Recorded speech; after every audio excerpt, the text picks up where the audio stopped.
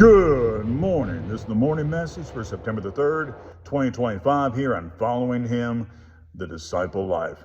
The passage we're going to start our day with is 1 Thessalonians 5:16. Rejoice always. Yes, that is the whole verse. 2 words.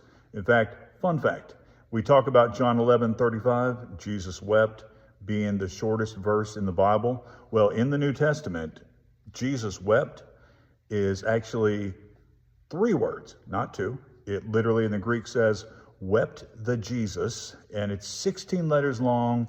Rejoice always is 14 letters long in the Greek, in the original New Testament Greek. So in the Greek, 1 Thessalonians 5:16 is actually shorter than John 11:35. Now you know, and you can amaze your friends with that information.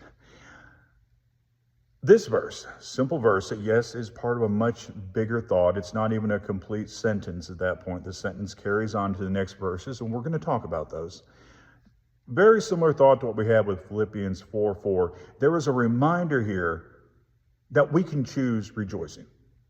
We can choose rejoicing. You know, in the Tuesday tip yesterday, I talked about in that video a phrase that I use, blessed more than I deserve. There is always something we can choose to rejoice about in the Christ. Now, if you're outside the Christ, I suppose you could rejoice that so long as you're breathing, you do still have an opportunity to turn to Christ, but you don't want to use that as an excuse to put that off, because you don't know if you have the next minute, much less the next hour, much less the next day, much less the next year. You get the idea. So we would point out that in the Christ, we are always blessed more than we deserve. In the Christ, we can choose to rejoice always.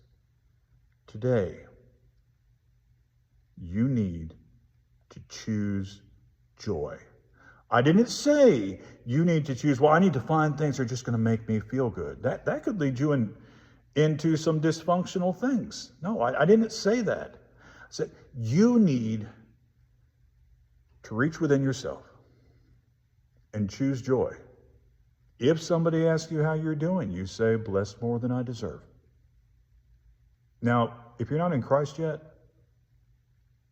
message me. We'll talk. We'll make sure that you are, so that you can say that statement and it really have meaning. Because if you're not in the Christ, if you are currently lost, then there's a problem.